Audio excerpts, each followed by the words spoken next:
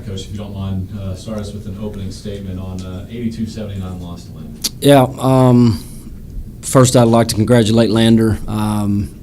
Kevin and I are friends and respect their program a lot. Obviously, they've had a lot of success, and we've had some wins against them, and tonight we fall short, and they were the better team.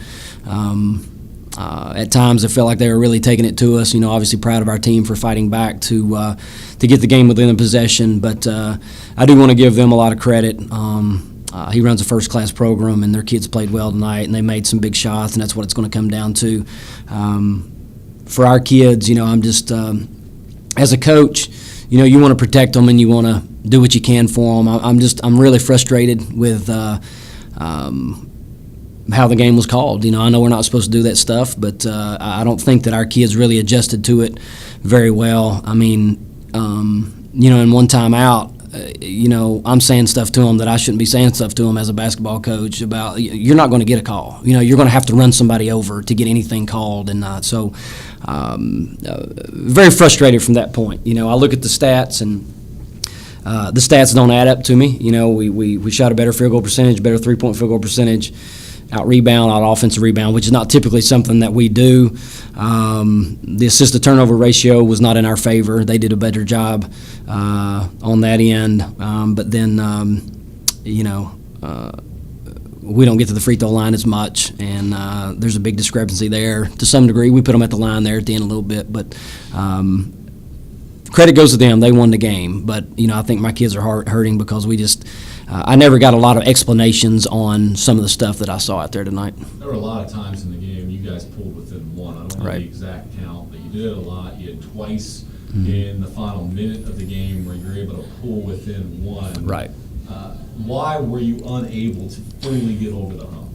I don't know. Even when I look at the rebound count, I'm just really surprised we out-rebounded them 45-38. It just – I was really frustrated at times with my team because I felt like that Lander was getting to loose balls and 50-50 balls much better than we were, and getting their hands on things. And, sometimes the ball is going to bounce your way and sometimes it's not. It didn't really bounce our way a whole lot tonight.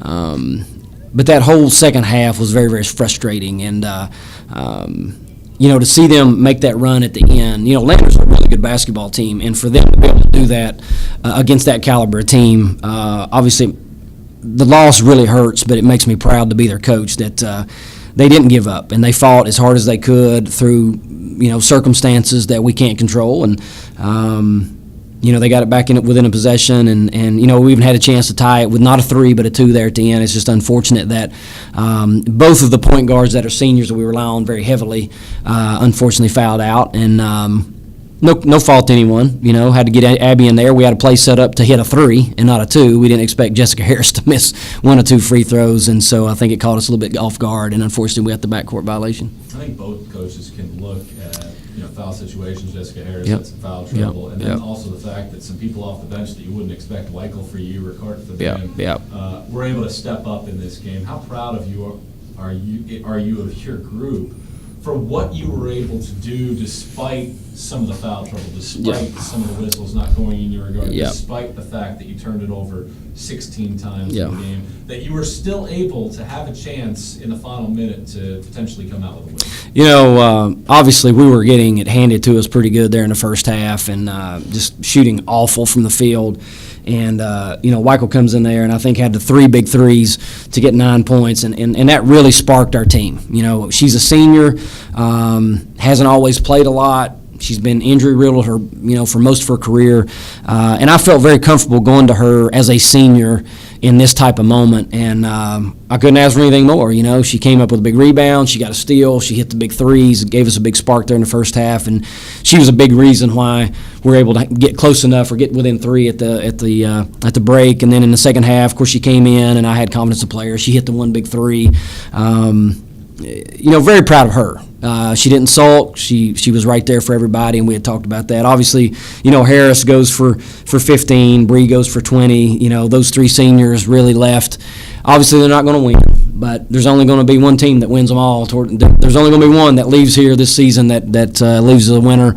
Everybody else is going to lose eventually, and it's unfortunate in the quarters, but those 3 left. They left fighting hard for us. You mentioned those three. We've talked about them throughout this season, that senior class. And as I just mentioned to Ashton, a few years ago, just getting to the tournament was a big deal. I mean, heck, being a top 4 team in the conference was a success, something that you could chalk off. Now it seems like you are in that group with the Landers, the Wingates of the world, where you can basically pencil yourself in as an NCAA tournament team every year. What has that class been able to do to kind of change the script for your program? Yeah, well, I'm a big believer as a coach that, the coach has something to do with it, but you win with players. Players are going to make big shots. Players are going to make big plays. When some of these kids came to us, obviously Bree came to us and Ashton came to us out of high school. Harris was a transfer back to us, but and we've got some other kids that have come to us, obviously. But we built a really nice roster. Very fortunate that some of them transferred in, and we've had a nice 3-year run. Of winning 20, 32, and of course whatever we got this year, 22 games. That's it's hard to do. We've got a very competitive conference, a very competitive region, and I think even being the 4th seed, we felt like we kind of underachieved a little bit. The expectations were a little bit higher this year. After winning the region last year, getting to go to Elite 8 and getting to experience that, there was a lot of hunger to do that again, but with those expectations, it's a very difficult road when the expectations are so high and everybody's kind of gunning for you. And we had a lot of success against Lander the last 7 games, I imagine. 6-1, whatever we were over that stretch, and they came gunning for us tonight, and they were 3 points better. One final question for you. We've talked about the seniors. Well, you bring back a solid amount, an all-region pick, an all-conference pick. You have some young players, some freshmen that showed some signs of development. Yeah. I know it's hard to give them a firm message right now, but what's the thought for that group? Getting this experience of getting to a tournament, some of them 2 straight, and now utilizing the fact that their team. Yeah, Harris, Bree, and Ashton have done a phenomenal job. They've been able to step into a program that, like you said, the expectations are to finish high in our conference and to play strong competition out of conference and to be able to be a top 4, to where you're wearing a white jersey on opening night of the regional. And Harris is a first-team All-American and has all these accolades. Bree's been an all-conference player before, and Ashton has been a great glue guy in the locker room and off the floor kind of thing. And so they've taught these young kids about how we want to do it, and I think that's their expectations too. We have a lot of talent that's coming back next year. It's really hard to replace an All-American point, and Bree and Wyke, all of them, but, obviously Harris has the more accolades. She's a first-team All-American last year, and they've made my life pretty easy to some degree in terms of how they can handle the ball and shot making and getting to the rim and that kind of stuff. So it's going to be very difficult moving forward without them, but unfortunately that's part of coaching. You're going to have them for a while, and then they're going to move on, and I hope that the younger ones who've practiced against these really talented basketball players over this year and last year, et cetera, have really learned from them and learned the work ethic that it takes to be at this level. And I can tell you right now, they're going to work hard enough that they want to get back to this again. We were glad to be back-to-back. Now we're going back-to-back, getting back to the NCAA tournament. We'll take our 14-day grace period, and then we'll be right back at it. And it's going to be a different ball club next year, clearly. And but we got good size, we got all the ingredients, we got all the pieces.